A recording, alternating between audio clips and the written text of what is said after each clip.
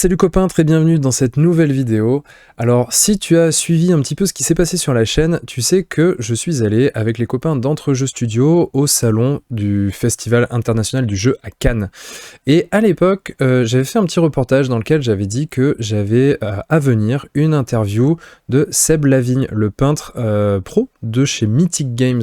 On avait fait une interview sur la thématique Anastir / direction artistique / peinture professionnelle, bref, comment ça se passe pour ce genre de projet.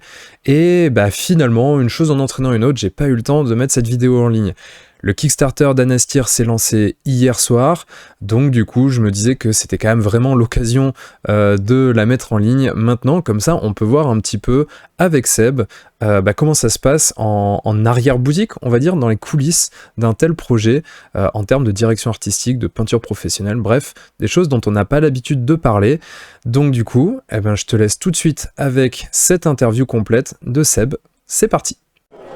Ok, donc c'est parti, là je suis avec Seb Lavigne. Salut à tous. Seb. Et qui me reçoit très gentiment sur le stand de Mythic Games au Fige, à Cannes. Donc là on est sur le stand, voilà, il y a pas mal de monde. Donc du coup si vous m'entendez très mal, c'est normal, c'est parce que le micro il est là-bas. Il est là.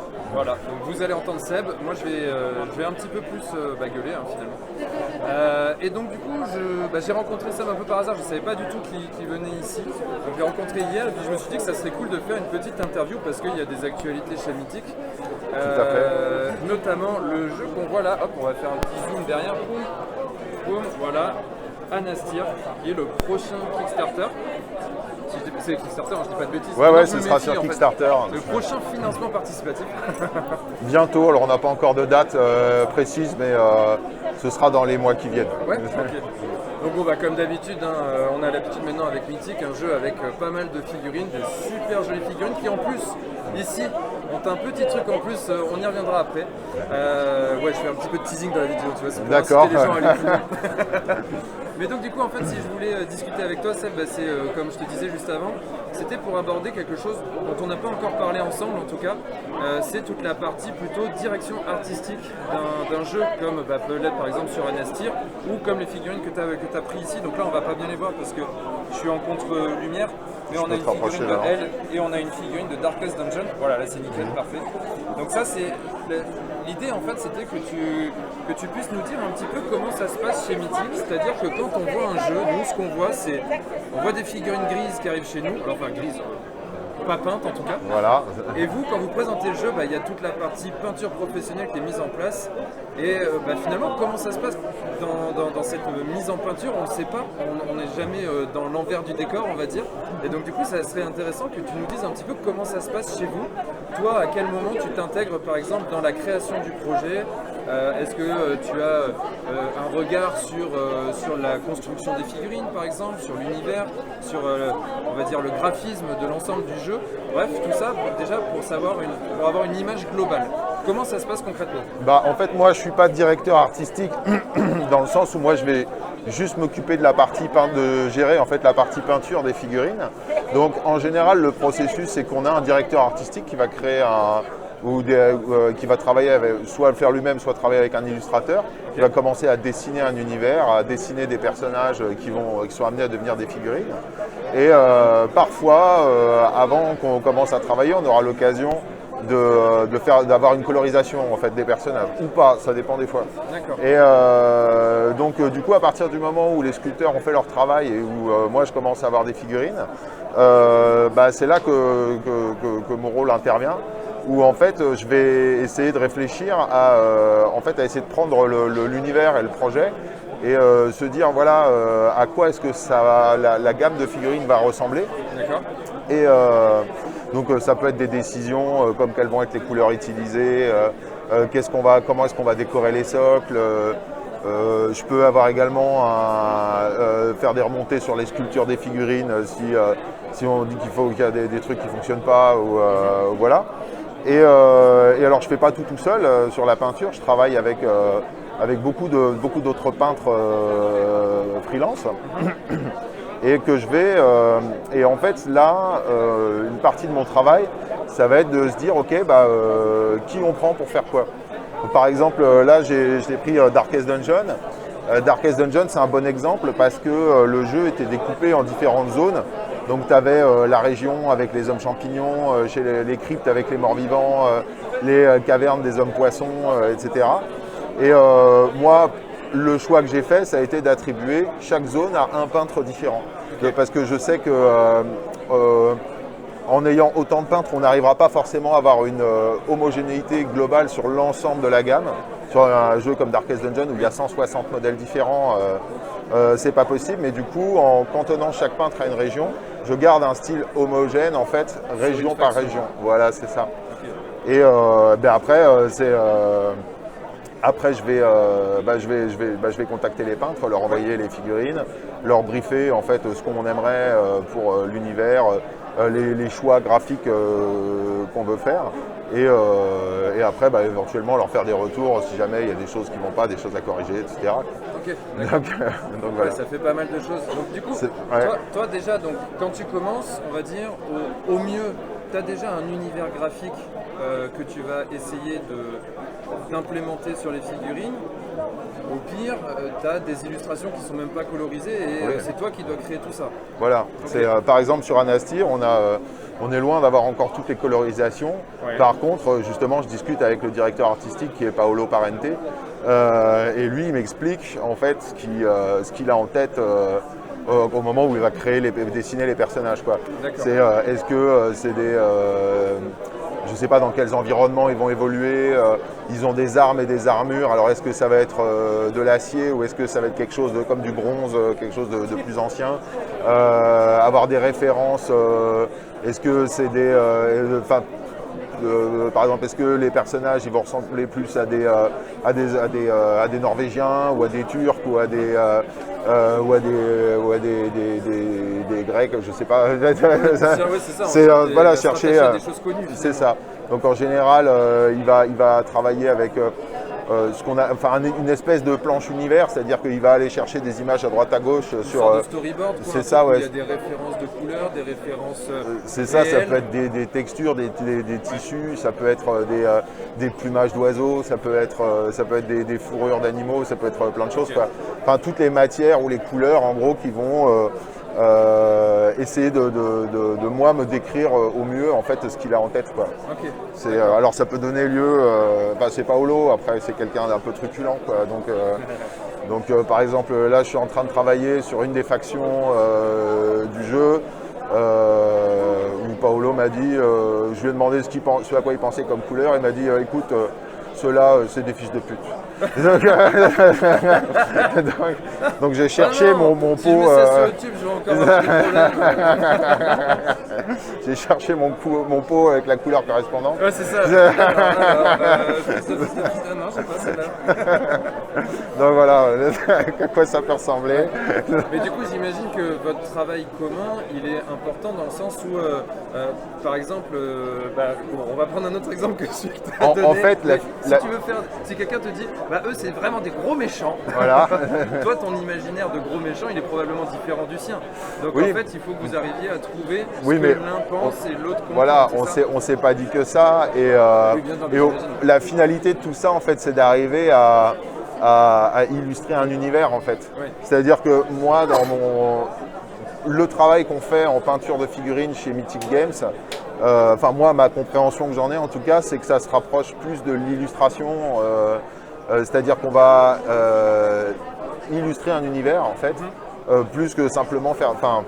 c'est très bien aussi, mais de faire de la figure. Ok, donc on reprend, excuse-moi, ça a coupé, donc tu disais que tu mettais pas différents niveaux entre peinture d'exposition, peinture de jeu, et tu allais donner un exemple. Deux finalités différentes et c'est deux techniques différentes. Pour moi, c'est aussi difficile d'avoir une peinture de jeu efficace pour avoir un jeu entièrement peint en à peine quelques heures de temps que pour passer autant de temps pour peindre une figurine. Oui. C'est vraiment deux choses complètement différentes, mais pour moi, j'en ai pas une qui est supérieure à l'autre. C'est juste deux finalités différentes. Ouais, mais du coup, là où je voulais en venir, en fait, c'est que quand tu as cette histoire, tu vois, quand on t'a dit, on veut cet environnement-là, dans cet univers-là, avec ces références-là, c'est ce que cherchent à faire ceux qui vont faire de la peinture d'expo, de concours. Est-ce que toi, tu as une manière d'appréhender des tips pour dire ah bah moi quand on me dit ça, voilà comment je fonctionne dans ma petite tête à moi et comment j'arrive à retranscrire les choses, bah, du coup pour choisir la bonne teinte, pour choisir les bonnes techniques. Est-ce que tu as un processus particulier ou c'est vraiment du feeling? C'est vraiment du feeling parce que chaque projet est très très différent. Par exemple, je sais que sur elle, sur ces figurines-là, je voulais quelque chose de vraiment très très délavé et un environnement vraiment grisâtre, quoi, pour correspondre à une ambiance du jeu. Alors que Darkest Dungeon, c'est assez différent avec des surlignages hyper marqués pour essayer de coller. Ouais. Alors Darkest Dungeon, c'était facile parce qu'on avait le jeu vidéo en référence et que on essayait juste de coller au plus près de ce qu'il y avait dans le jeu vidéo, c'est-à-dire le traduire d'une image en 2D que tu as sur un écran sur une figurine en 3D. Donc déjà, ça... C'est plus un style entre guillemets comics, quoi, avec des surlignages épais, avec des yeux très noirs, tout ça. Exactement. Qui donne un vrai style graphique pour le coup. Mais du coup, ça implique un process de peinture différent. Ça veut dire que j'ai pas du tout, j'attaque pas du tout une figurine de Hell de la même façon que j'attaque une figurine de Darkest Dungeon. Parce que c'est vraiment deux méthodes de peinture différentes. Et comme voilà, chaque jeu, on crée un nouvel univers, il faut se réinventer en peinture un peu à chaque fois, quoi. Donc tu es obligé, tu dois tâtonner un petit peu. Mais après, c'est aussi ça qui est chouette avec le fait de pouvoir travailler avec d'autres peintres, c'est que chacun va apporter un peu sa propre compréhension et son propre style de cet univers dont on aura discuté avant, quoi. Donc voilà. Ouais, j'imagine que le brief que tu dois envoyer à ces peintres avec qui tu travailles, ça doit pas être facile pour arriver à vraiment les amener là où vous voulez, là où ce que vous avez imaginé, tout en ne les bridant pas trop, parce que j'imagine que c'est ce qu'ils recherchaient aussi. C'est ça, parce que justement, moi, si je vais voir tel ou tel peintre, c'est aussi parce qu'il a un style qui m'intéresse pour ça. Par exemple, là, je sais que là, j'ai déjà travaillé sur Darkest Dungeon et là, je vais retravailler sur Anastir avec Marco et Alexandra de Craftworld Studio, et qui ont un style, par exemple, vraiment très particulier, coloré, très arty, avec ils me foutent du bleu tout le temps. Donc je sais que si j'ai envie de peindre du Hell, c'est pas eux que je vais aller voir parce que c'est pas leur style, quoi. Mais par contre sur d'autres univers, le style m'intéresse totalement et du coup ouais, j'ai du travail pour eux, quoi. Mais c'est cool, franchement c'est super intéressant parce que comme je te dis, c'est quelque chose qu'on n'a pas l'habitude d'aborder et le fait de comprendre un petit peu cette construction, c'est hyper intéressant. Ouais. Maintenant sur Anastir, du coup, tu peux nous en dire un petit peu plus déjà sur votre approche, sur un petit peu l'histoire du jeu et comment tu arrives à présenter ça sur les figurines? Alors en fait, Anastir, du coup on se base déjà sur des choses qu'a fait Paolo. C'est un univers qui se passe, c'est une version préhistorique en fait de notre monde. Donc en fait le jeu va se passer dans et autour du bassin méditerranéen, mais une version préhistorique où il n'y avait pas encore la mer Méditerranée à cet endroit-là. Donc à la place, c'est des marécages, des volcans, des choses comme ça. Des trucs sympas. Bon, tu as aussi autour, tu as des plaines. Donc en fait, il y a une forte inspiration préhistorique et antique en fait dans le jeu. Et du coup, de là, on va en dérouler en fait un certain nombre de matériaux, de matières, de couleurs donc. Donc par exemple, c'est pour ça que les personnages, bon là j'ai pas de personnages en armure, mais ils ont plutôt des armures en bronze. T'as beaucoup de fourrure, t'as beaucoup de... t'as des personnages qui... non, ça je peux pas en parler encore, mais... non, mais si dis-le, je trouve non, ça sera annoncé plus tard. Mais je peux pas dire tout encore, mais du coup, en fait, il y a différentes régions dans le jeu, donc avec des peuples qui vont être très différents. Tu auras des trucs dans le nord, des trucs dans des cryptes, des trucs dans des marais.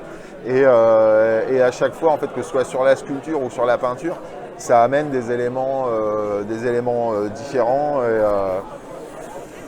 Et que dire de plus Tu travailles avec d'autres artistes aussi du coup sur Anastir? Ouais, oui, parce que c'est un jeu où il y a beaucoup de figurines et je peux pas du tout faire moi-même. Donc on retrouvera Martin Grandbarbe qui connaît déjà bien l'univers d'Anastir depuis très longtemps, parce qu'il avait peint les premières figurines qui avait été faite il y a au moins une dizaine d'années pour ce jeu-là. Je travaille aussi avec les... Oui, parce que Anastir, ça fait partie de la Phoenix Line, la fameuse. Non, alors non, pas du tout. Mais en fait, Anastir, c'est un univers qui est développé depuis très longtemps par Paolo, où il avait déjà commencé à créer une gamme de figurines, mais qui n'avait pas duré très longtemps. On a également pu voir une extension Anastir de Paolo dans Zombicide de Black Plague. Okay. Donc il y avait déjà des personnages du jeu qu'on va retrouver dans ce jeu-là. Et là, Mythic Games s'est associé avec Paolo pour justement créer un gros truc autour de son univers. Et du coup, c'est vraiment son projet de cœur, quoi, Paolo. Donc on espère que les gens vont être réceptifs, quoi. Ouais, mais, carrément. En tout cas, moi, il y a quelque chose que j'ai vu déjà qui est montré ici sur le salon, qui, j'imagine, aura un intérêt en termes de gameplay, mais qui va aussi avoir un intérêt pour les peintres, c'est-à-dire que les figurines sur leur monture, elles ne sont pas attachées. Elles ne sont pas attachées sur les montures, c'est-à-dire qu'on va avoir un système, alors je ne sais pas très bien si tu vas le voir, on a un petit aimant en fait à l'intérieur des figurines de cavaliers et des montures qui permettra... Tu penses, ok, qui permettra en fait avec les aimants en fait de fixer les cavaliers sur les montures et de changer de monture. Alors un héros qui pourrait être sur un cheval, sur un dragon, sur une hyène, pourra changer. Il y aura plein de montures. C'est cool parce qu'on sait comment ça peut être galère à peindre du monobloc avec le cavalier qui est déjà sur sa monture, tout ça. Non seulement ça, puis tu n'auras pas besoin de repeindre 5 ou 6 versions du même personnage sur une monture. Monter sur cheval, monter sur dragon, monter sur machin. C'est ta figurine de cavalier et tu le mets sur la monture que tu veux. Il faudra les gagner pendant le jeu, mais... Après, par contre, en peinture, du coup, ça doit être un petit challenge aussi, parce que ça veut dire que, par exemple, quand tu vas poser tes lumières sur une monture, il faut que ça soit les mêmes sur l'autre, non? Après, les sculpteurs se sont débrouillés pour qu'il y ait toujours à peu près le même angle. Voilà. Donc non, je pense que ça devrait pas être un souci, quoi, ou pas trop un souci. Ça nous rassurera. Ouais. Bon écoute, je vais pas t'embêter plus longtemps. En tout cas, merci beaucoup pour ce petit échange. Merci à toi, ça m'a fait plaisir. Je te souhaite du plaisir à peindre Anastir, à travailler sur ce projet qui a l'air d'être vraiment sympa. C'est assez pharaonique. Comme d'hab chez vous finalement. Oui, ça commence à être du quotidien. On commence à avoir l'habitude. Mais bon voilà, toi quand on te dit tu dois peindre 20 figurines, finalement c'est trop simple, quoi. Tu peux faire quand il y en a beaucoup plus.